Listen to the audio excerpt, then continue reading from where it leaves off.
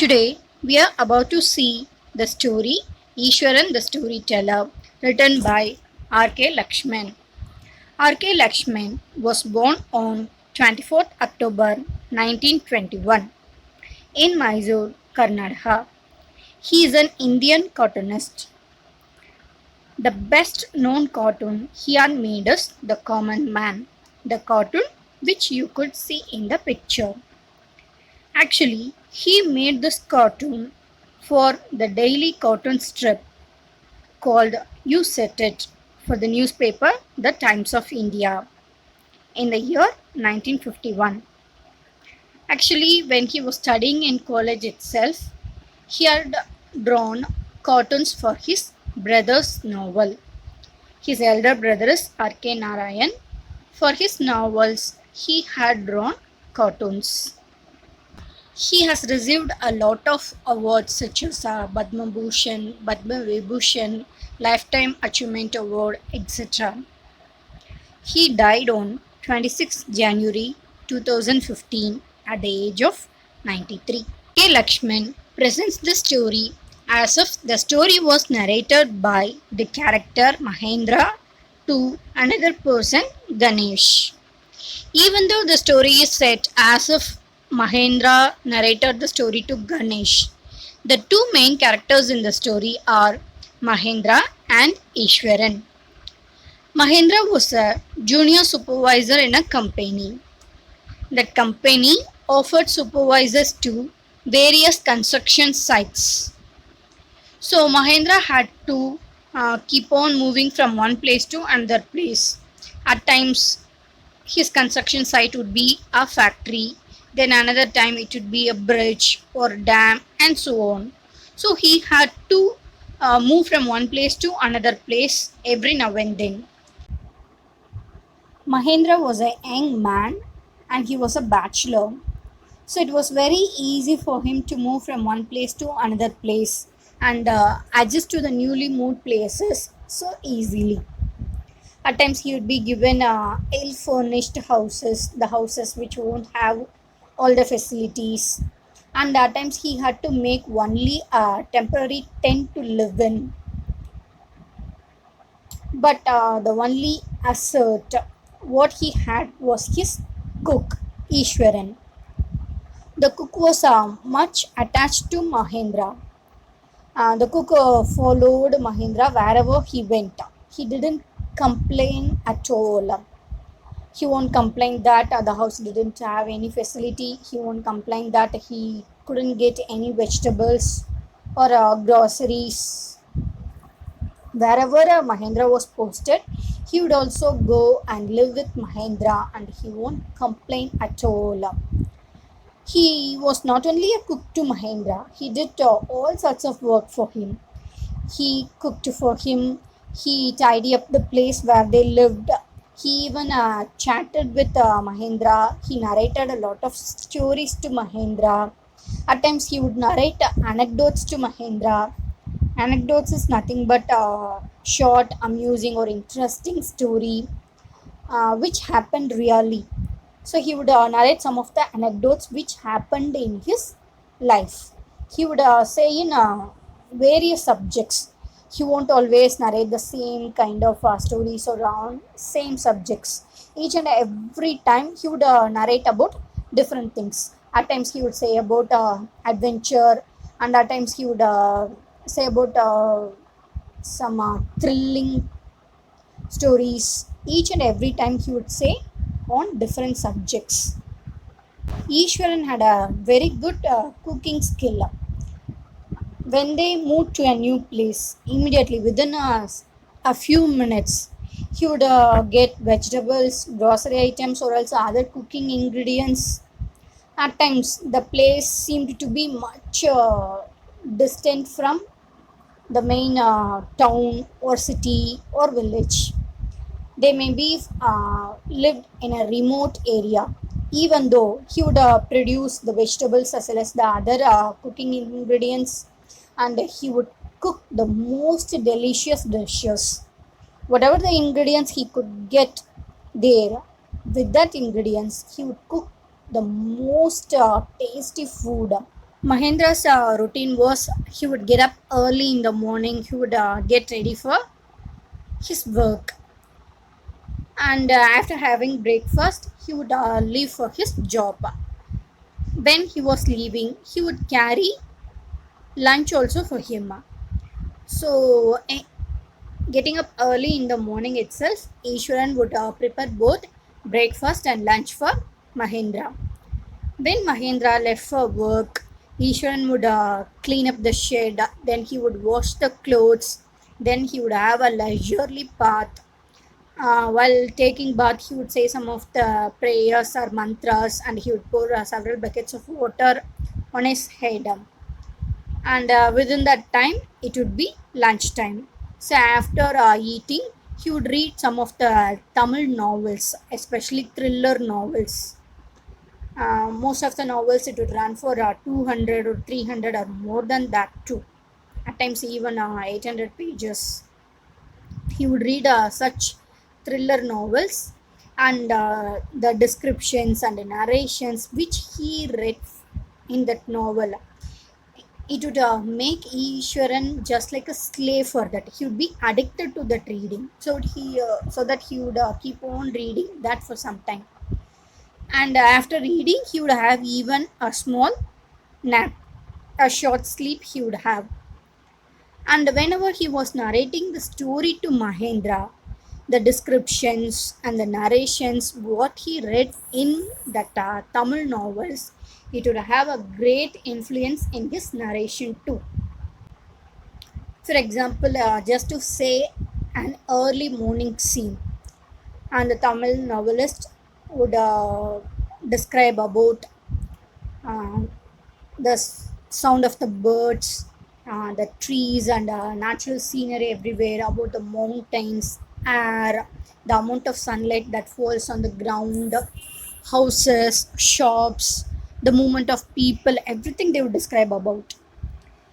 So, after reading these descriptions and all, he was also much influenced by that. So, whenever Ishwaran was narrating the smallest incident too, he would say that in a very elaborate manner. For example, one day he started to narrate that Ishwan was walking on a road. That road was completely deserted. There was no one on the road. He was walking all alone. In distance, he could see a huge beast, a huge animal. That animal looked, it was much bushy, just like a bear. It was much bushy, and it was lying on the road. It was stretching its arms and the legs. Ashon was thinking in his mind whether he had to return back, but he didn't have any intention to go back. So he went on, he walked on the road, and when he went so closer, he could see that it was nothing, only a fallen tree with its dry branches spreading out. So while he was narrating the tale, he would show all the gestures in his hands and in his face too. Mahendra, he would listen to this story without passing any comments. He won't discourage Ishwaran, and he won't pass any comments about his story. At times, Ishwaran would say some of the logical stories, sometimes it would be illogical too.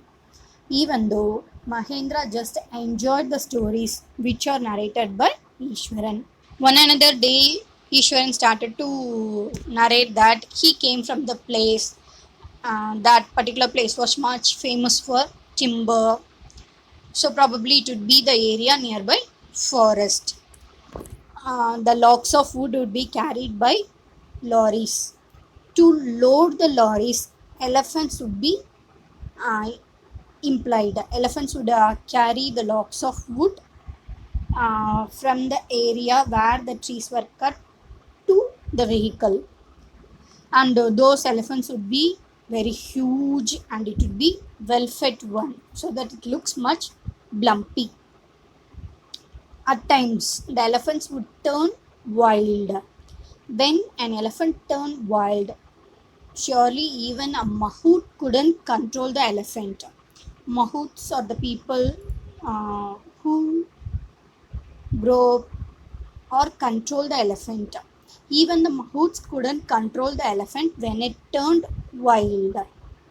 And Isharan would say something about the elephant and other things. And one day, a tusker means the elephant which had a long tusk. A tusker, it escaped from the timber yard and it started to roam all around. At first, it stamped on bushes, it tore up some of the plants which it could see on the way. Even it broke some of the branches from the huge trees. Like that, he would keep on narrating what are the destruction made by the elephant. The elephant behaved as if it had gone mad. And Mahendra, he would be much attracted by these descriptions so that without moving, he would listen to all the narrations of Ishwaran. When Ishwaran knows that Mahendra was much interested in the story, he would be much involved in narrating too. He would show all the gestures that how elephant stamped its feet and how it moved on. Everything he would show. The elephant at first it reached the outskirts of a town. It escaped from the forest. It destroyed some of the plants there, trees there. Then it reached the outskirts of the town. So probably there would be a market. So in the market, it would started to break whatever came on its way. It broke the things which were in the stalls, such as fruit stalls. Then it broke some of the mud pots. Then it destroyed some of the clothes, and people started to run here and there in fear. After that, the elephant even entered into a school ground. In the school ground, already the children were playing. There is a compound wall. Breaking the compound wall, the elephant entered into the school ground. On seeing the wild elephant, all the boys ran into the classroom and they shut their doors so tight. Elephant started to grunt. It gave much loud sound and it wandered all around the ground. It plucked the football goalpost. It tore the volleyball net. It kicked and flattened the drum where the water was kept. It uprooted some of the plants and trees which were planted on school playground. In the meantime, teachers too ran from the place and they climbed on the terrace of the school building. They were also watching at the elephant because they couldn't do anything at that particular moment.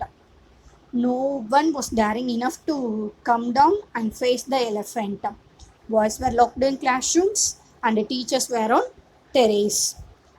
The streets were completely empty. There was no one in the entire town as if it looked because each and everyone was shut in their house. At that time, Ishwan was studying junior class, just like 11th standard, and he was watching all the destruction of the elephant from the rooftop. At that time, suddenly he got an idea. So he immediately got a big stick which was already held by a teacher. He got that stick and he came down the stairs into the school playground. There, elephant was watching at Ishwaran and it just grunted at first.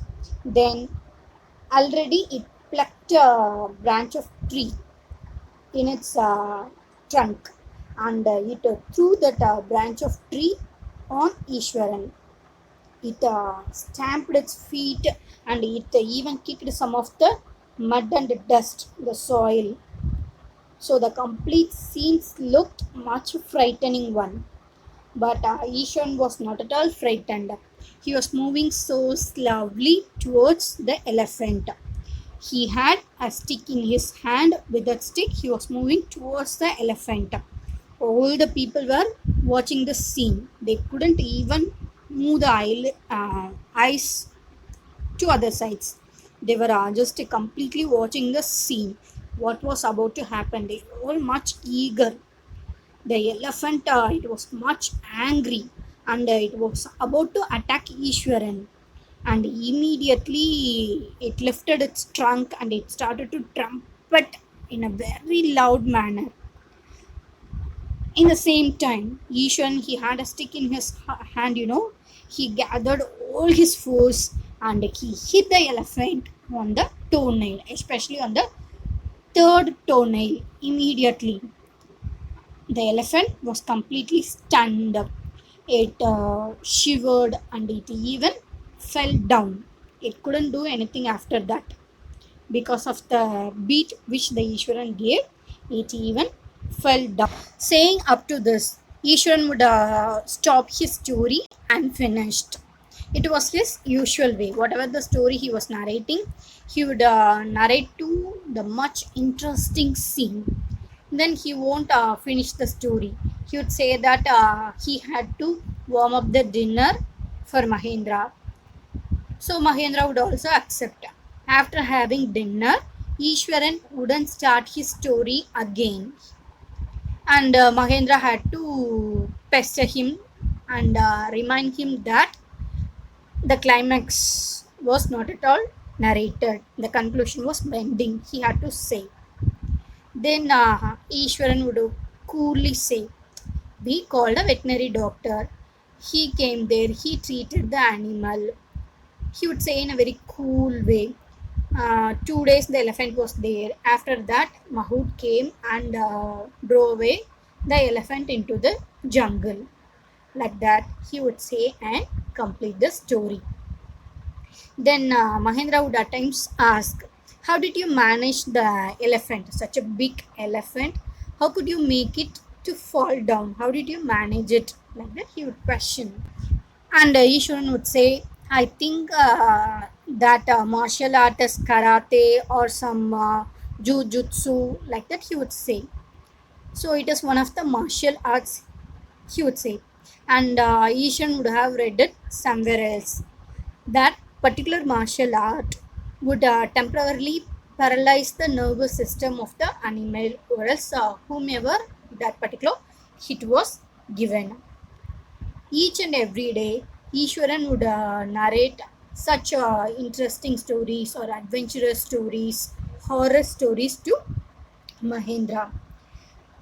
Most of the time, the story was not at all believable, but Mahendra would enjoy listening to that because he lacked the unique way of narration which the Ishwaran did. Ishwaran was just like a TV for Mahendra. In his living places, as he was moving from one place to another place often, he couldn't carry TV. So Ishwaran matches the absence of TV for Mahendra. He was an entertainment to Mahendra. We can continue the story in part 2. We can see some other interesting narrations of Ishwaran there.